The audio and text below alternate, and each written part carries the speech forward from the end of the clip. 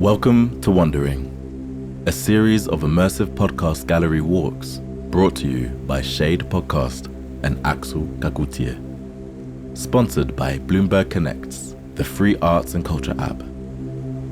Today, we meet broadcaster, DJ, and writer Zakia at the National Portrait Gallery as she reflects on how memory and legacy influence our way of seeing and how our contemporary eyes judge the face of history. We ask, to what extent is a portrait a mirror?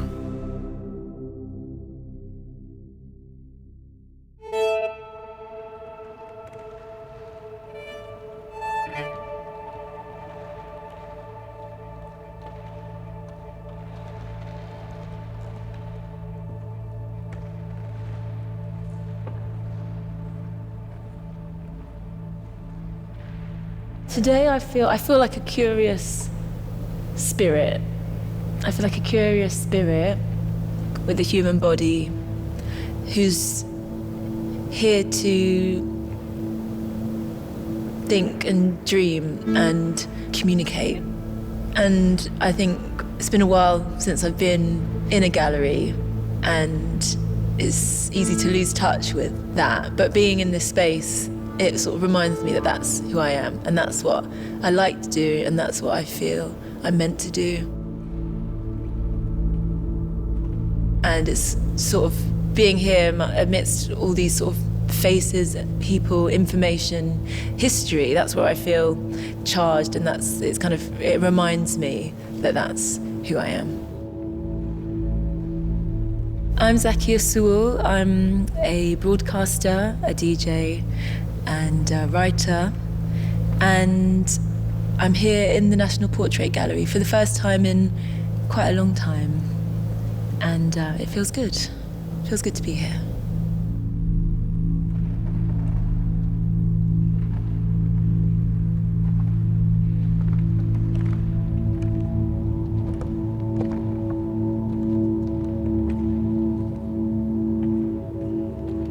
I was thinking about when I came here last. I've definitely had a few more recent visits, but it's sort of bringing back memories of coming here as a child with my dad, being dragged to central London to go to all the galleries, and probably resenting it quite a lot, but also the kind of excitement of being near Piccadilly Circus, Leicester Square as a child, sort of that overstimulation of people and things, and being in this gallery sort of putting me in touch with little Zach, who, although probably found it quite boring at the time, was definitely affected and moved by having access to these sorts of spaces growing up.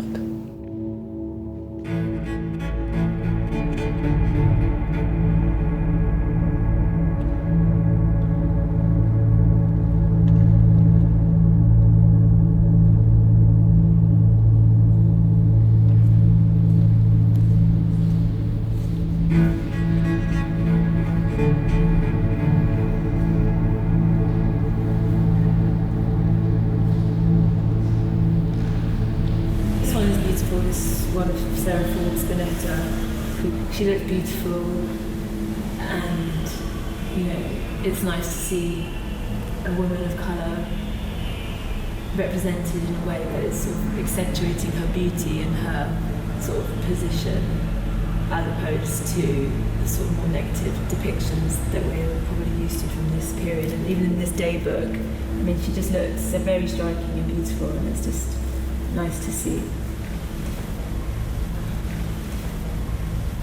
There's a more complex story. How did she actually feel to be the only black woman in Queen Victoria's courts? How did she actually experience being plunged into elite Victorian society? Maybe she loved it. Maybe she lived a really pleasant life and people were kind to her.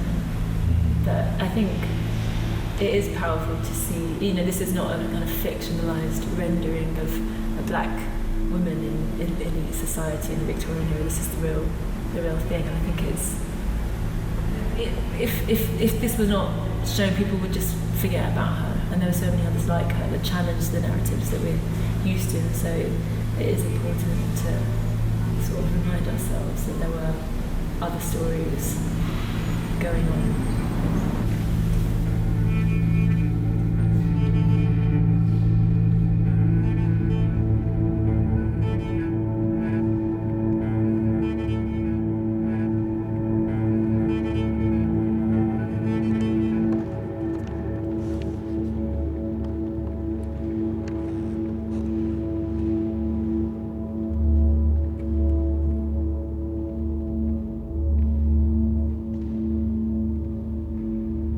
The space speaks to me on two different levels. There's a sort of level of colour and light, and, just walking through the Tudor gallery, I'm still really, really drawn to all the way that fabrics are depicted and the sort of opulence of the costumes that people are wearing and the jewels and the sort of gold leaf and all of that. So there's that kind of visceral sort of immediate response to shape, light and colour. And then there's the sort of, oh, but no, don't get sucked in. This is the Earl Viscount blah blah of da da da da who was involved in this and that and this and that. So I think there can be quite an interesting tension there, because it's hard not to get sucked in by the sort of the beauty, even when depicting characters who are perhaps not very beautiful on the inside.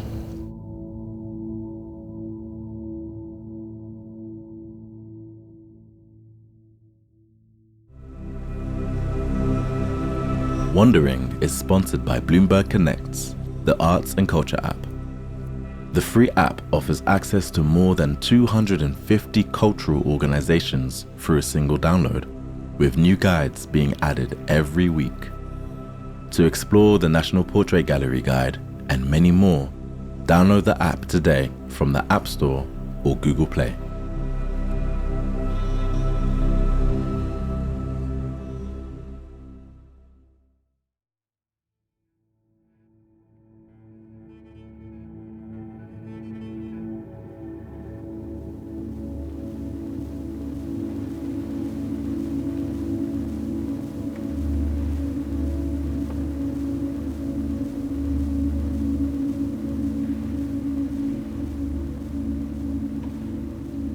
I feel like in my work and in what I do and what I want to do, it's about embracing and making the most out of my perspective, which is a different perspective, and being able to reflect back and sort of challenge those ways of seeing the world, those systems of power.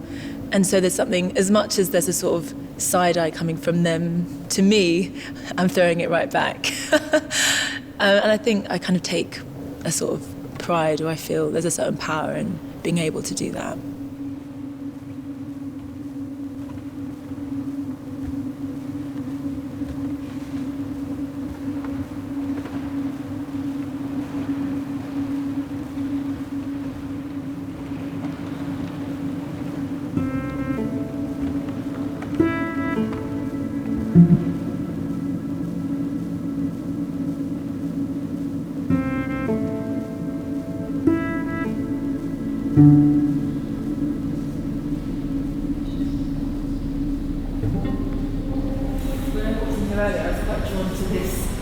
This guy, because it's not a conventional sort of Victorian portrait. He looks a bit dishevelled. He looks a bit hipster, his hair and his beard and everything. So I was like, oh, okay, who's that? Maybe he's an artist or something.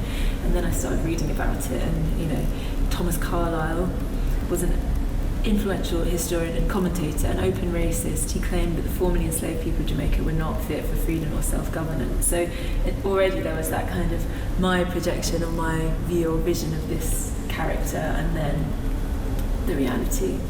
And then to the side of him, right next to him, is this portrait. And they're quite different, because in the first portrait, he's not looking, it's kind of blurry, he's looking in opposite direction. He looks a bit dishevelled, and this guy, he's got this piercing gaze. And even without reading about him, I feel like I can sense quite a lot from this character. To me, I see a kind of a harshness, a severity, and a lack of empathy in this image elicits quite a visceral response in me, and it did so even before I read about who this man was.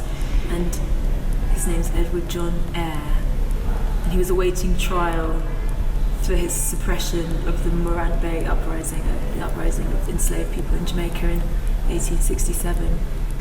But this image is taken after this has happened, so this man has, he's responsible for the death of, over 500 people, probably many more. And just sort of, what's he grappling with? What's he wrestling with. Which parts of himself has he had to shut off in order to not feel that guilt and responsibility? And it's interesting also that the photographer took these portraits because she was sympathetic with their beliefs and their positions, so she wanted to sort of create these images as a way to sort of arouse public sympathy, arouse public support. And in their day, perhaps these men were seen as sort of moral men just doing their part to protect the interests of Britain. But with my gaze in the present moment, they have a very different effect.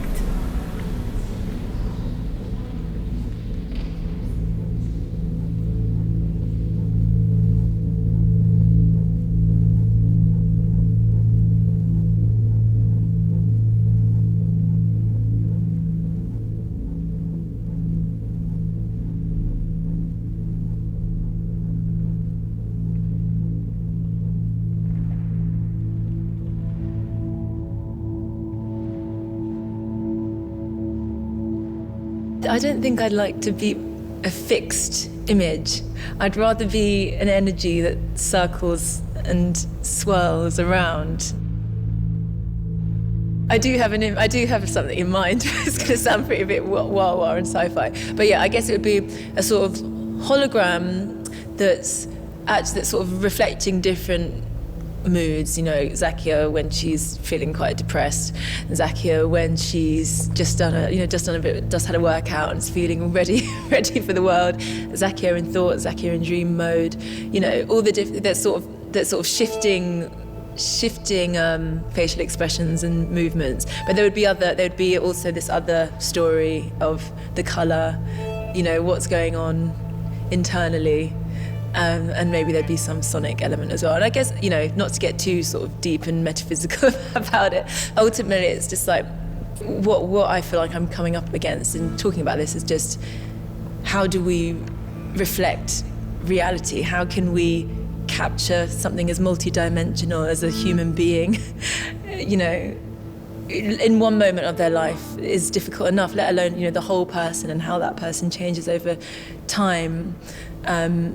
Over, you know, 80 years, over the course of a day, we are constantly in flux and we're constantly shifting, as is the world around us. And I think that's something that artists have always come up against, is how to sort of reflect that complexity.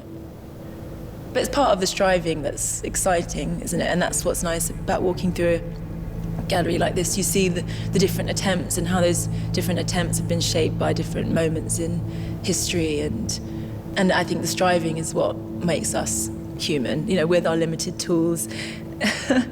That people have still attempted to try and reflect or to express the human spirit, and we're still working at it.